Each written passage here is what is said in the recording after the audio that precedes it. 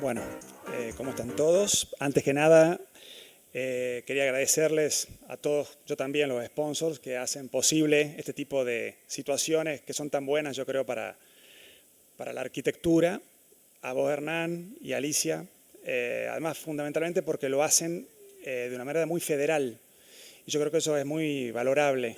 Es decir, el hecho de saber lo que está pasando en Mar del Plata, Rosario, Santa Cruz, Tucumán, y creo que es muy importantísimo eso, ¿no?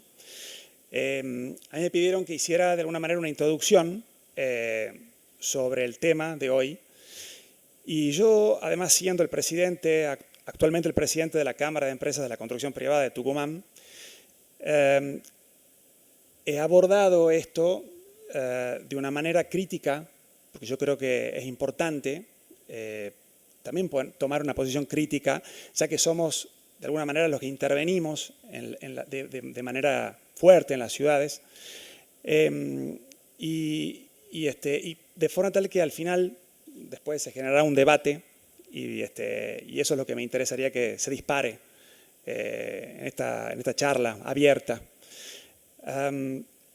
Bien, esa cita que tenemos ahí es de un libro de Leonardo Benévolo. Leonardo Benévolo fue mi profesor en primer año en la facultad. Benévolo nos decía que las ciudades eran organismos vivos, eran dinámicas, pero que al mismo tiempo tenían la capacidad de poder expresar lo que había sucedido en un determinado contexto social y fundamentalmente político. Y yo creo que esto explica mucho lo que ha sucedido en Tucumán probablemente en los últimos 50 años, ¿no? Y ya ahora sí podemos comenzar, ¿sí? Bueno, yo nací y crecí aquí en Yarabuena, pero a los 18 años me fui de la Argentina. Me fui a Suiza y en Suiza viví, en Suiza estudié arquitectura, viví la arquitectura, enseñé arquitectura. Mi gran maestro, mentor, tutor de diploma fue Peter Zumthor. A los 33 años volví. Para aquí se pueden imaginar que yo hasta ese momento había pasado el 100% de mi vida adulta fuera de acá, y al volver fue eso un enorme contraste. Todo me resultaba muy intenso y pintoresco. La humedad, la temperatura, la motito, bueno, los olores, eso, ¿no? Que no se entiende, que la nube, que no sé qué historia. Hoy me sigue resultando todo intenso, pero un poco menos pintoresco algunas cosas. Pero el punto es que yo fundamentalmente había trabajado mucho de arquitecto cuando estaba en Suiza, y a mi vuelta yo me dediqué aquí fundamentalmente los últimos 16 años a trabajar de arquitecto desarrollador, ¿sí? En el mercado inmobiliario, construyendo edificios en altura. Y yo creo que si Peter supiera de que yo me dediqué más a ser un arquitecto desarrollador, diría que soy un Jedi que se pasó al lado oscuro de la fuerza, ¿no? Que soy Darth Vader. Pero yo creo que si pudiéramos explicarle a él realmente lo que significa nuestra profesión de arquitecto, nuestra realidad argentina, las dificultades que eso significa, yo creo que nos diría que todos nosotros somos unos Jedi, ¿no? Bueno, yo la verdad que cuando volví a Tucumán, Yarabuena había cambiado ya mucho. Ya antes de irme ya había dejado de ser una villa veraniega y era ya una ciudad dormitorio donde la gente vivía en Yarabuena y se trasladaba al centro, como le llamamos siempre, a trabajar. Lo que sucedió fue que durante los años 90 ya se podía ver tímidamente cómo se iban formando estos barrios cerrados y countries. Pero yo creo que para poder entender bien esto tenemos que retrotraernos 100 años por lo menos. Hay que pensar de que Tucumán era el polo del noroeste. Tucumán era el polo industrial, comercial y académico del noroeste, y San Miguel era una ciudad que realmente lo reflejaba, ¿sí?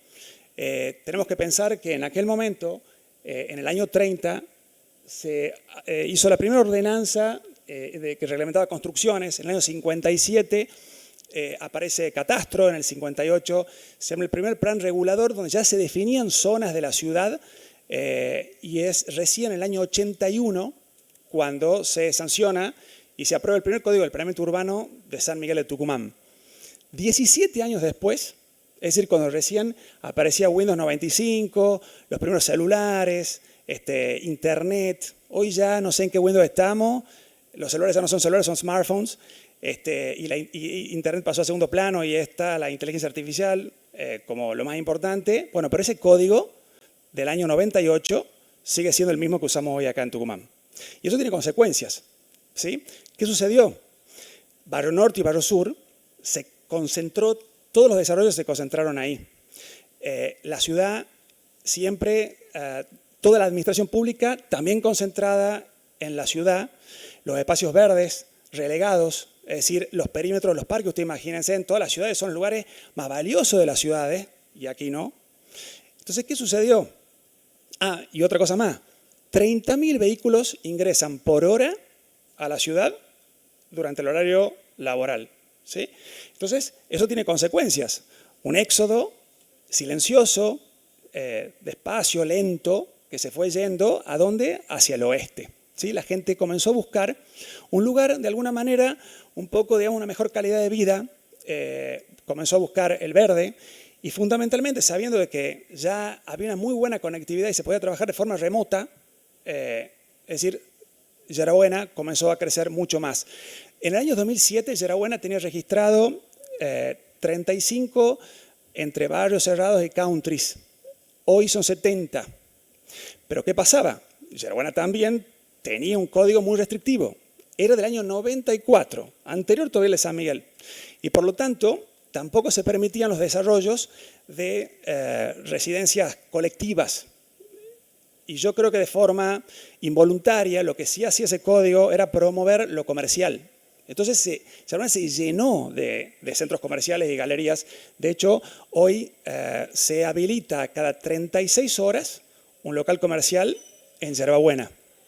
Entonces, ¿qué pasó?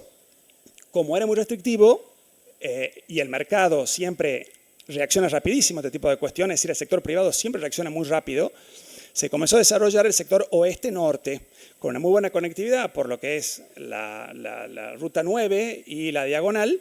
Entonces, Tafí Viejo y Los Nogales crecieron muchísimo. Hoy hay también relevados, hay más de 35 barrios cerrados. Y al mismo tiempo, esto era como extensión de San Miguel.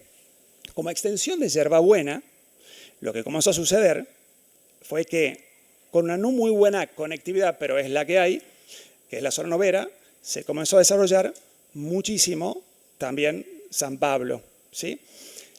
San Pablo, por ejemplo, tiene hoy un solo barrio cerrado, o en realidad un country, que tiene 250 hectáreas, que es el equivalente a todas las manzanas que están dentro de las 4 avenidas, para que ustedes se den una idea de la dimensión.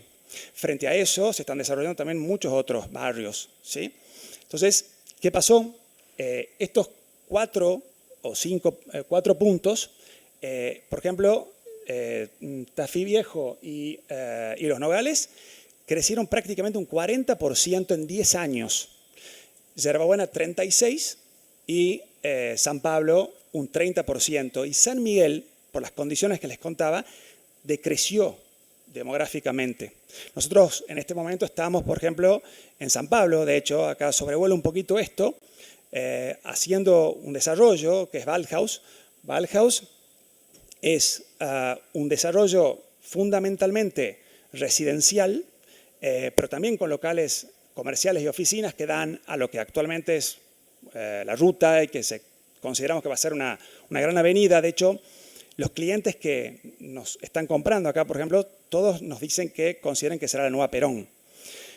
Ballhaus tiene enormes terrazas, la misma cantidad de superficie es cubierta que semicubierta, tiene espacios exterior donde están el sector de piletas y la parte, como les comentaba, exterior, que es la parte comercial, lo que hace de pivot entre la parte privada y el sector del espacio público exterior. Acá podemos ver las terrazas grandes, el sector de locales comerciales. Bien, ahora el punto es preguntarnos, y yo como les digo como presidente de la Cámara, es si estamos haciendo las cosas bien o no. Porque para mí eso es clave, ¿sí? Es preguntarnos eso. Yo creo que podemos mejorar muchísimo, ¿sí? Yo creo que se pueden hacer muchas cosas. Creo que, como les decía, que el sector privado corre y el sector público creo que camina, y bueno, tendremos que trotar, ¿sí? Hay que ir juntos. No se puede, el sector privado no puede ir de forma independiente sola y el sector público no reaccionar. Es decir, hay que ir de manera conjunta. Infraestructura. Tucumán no invierte en infraestructura hace 60 años. Llueve, nos inundamos, no llueve, no tenemos agua, ¿no? Los códigos de planeamiento tienen que ser monitoreados de forma continua y planes reguladores para las comunas. Las comunas no pueden crecer de manera espontánea, así nomás, ¿sí? Por lo tanto, yo creo que hay muchísimo por hacer. Yo creo, por ejemplo, que en San Miguel de Tucumán puntualmente hay que dejar de concentrar todo en barrio norte, barrio sur. Es decir, existen muchos barrios que están desde la ciudad hasta Yerba Buena. Yo me imagino una Villa Luján, como si fuera Palermo, me imagino la Ciudadela o el Monumental, que pueden ser Núñez. Es decir, tenemos muchísimos barrios donde yo creo que se pueden potenciar las identidades o generar identidades nuevas, pero crecer por esos lugares. Los parques, como les decía, los perímetros de los parques son lugares más valiosos en toda la ciudad del mundo y acá son hasta peligrosos. Yerba Buena, trabajar mucho sobre el tejido abierto y no tanto sobre Yerba Buena Norte. No, miremos el tejido que hay, monitoreemos el código, ¿sí? Lules, San Pablo, Tafí Viejo, miremos los errores que hemos cometido en San Miguel o en Yerba Buena y no los repitamos. Y yo creo que esto se tiene que hacer bajo 4 ejes, ¿sí? Certidumbre normativa, ¿qué significa? Seguridad jurídica. No tiene que haber discrecionalidad en la aprobación de los proyectos. Modernización administrativa, ventanilla única digital. Nosotros hoy con la IA podremos aprobar un código en 5 minutos. Y si no en 5, en un mes, pero no 6 meses, un año, ¿sí? Es muchísimo.